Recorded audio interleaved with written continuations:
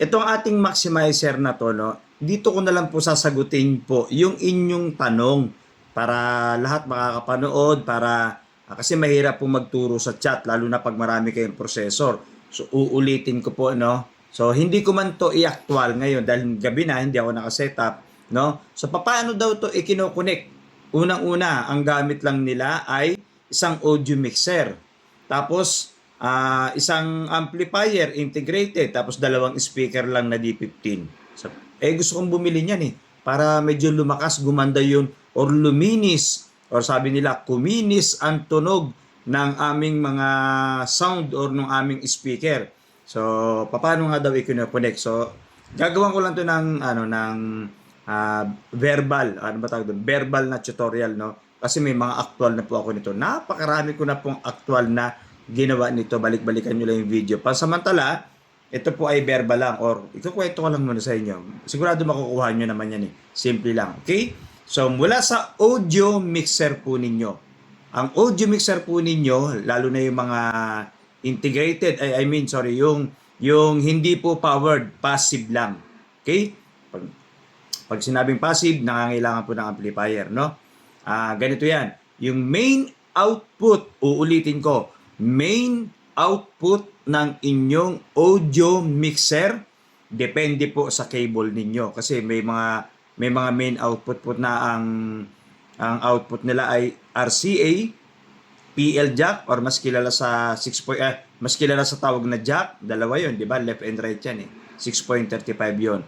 Yung iba naman, XLR, no? Ang pinakang output, so minsan tatlo nga yun, Uulitin ko sa inyo kasi magkakaiba tayo ng audio mixer. Kaya ako binabanggit yung mga wire na gagamitin ninyo or cable wire, okay?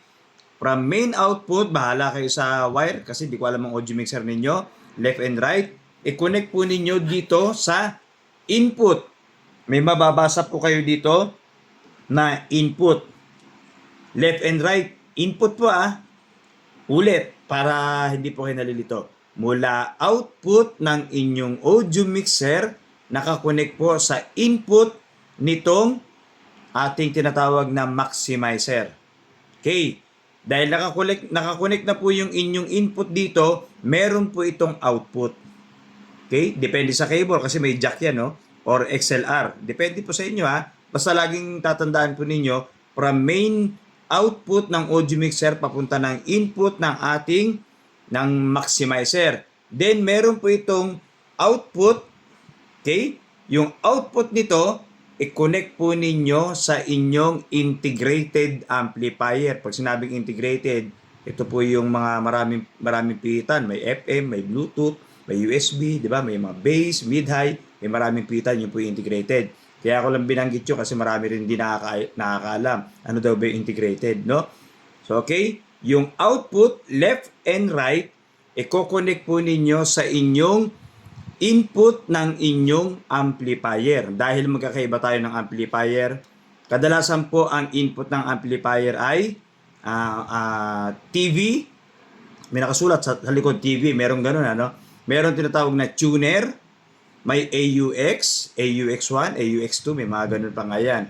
Tapos merong CD, VCD, tape, no? Kadalasan po yun ang makikita ninyo. Kung wala kayong makitang ganun sa mga binanggit ko, may nakalagay po dyan, input A, B, C, D. Yun po nakalagay. May nakasulat pong input or may nakasulat naman pong input.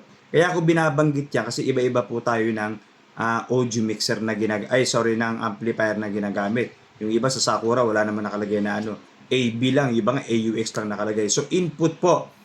Pero kapag nakakonect na itong output sa input ng inyong mga amplifier, dapat po yung selector sa harap kung saan ninyo, kung ano yung napili po ninyong pinagsaksakan ng RCA or ng cable wire ay dapat pareho. So halimbawa, sa integrated ninyo, ang napili ninyo ay CD. Pumunta kayo sa harap ng inyong amplifier, pindutin po ninyo yung selector or pinipihit, itapat nyo sa CD rin.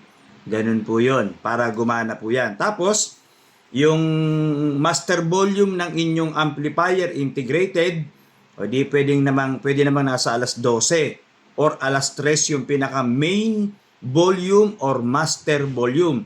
Yung bass, mid at high nasa gitna. So ngayon, gumagana na yan. Siyempre, pipindutin nyo yan para magka-power.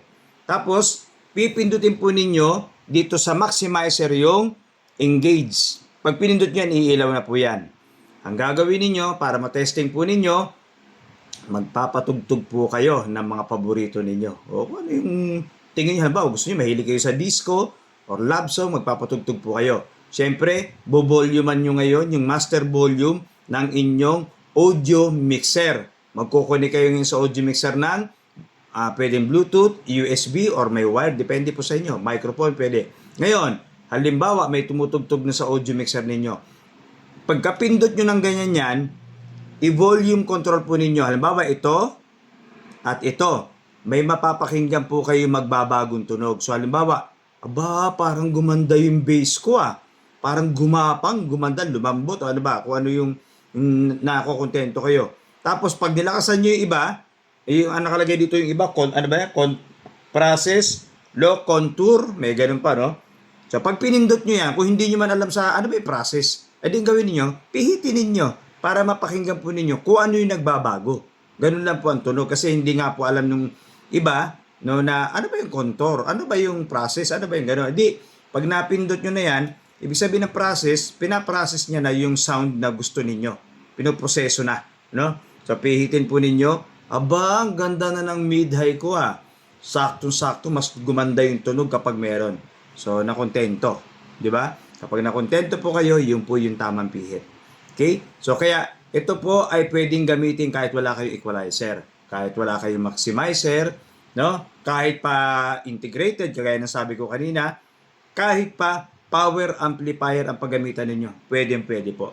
Marami pong processor o marami pong audio equipment at isa lang po ito sa nagbibigay lasa o nagbibigay pasarap o ganda ng tunog ng ating mga sound.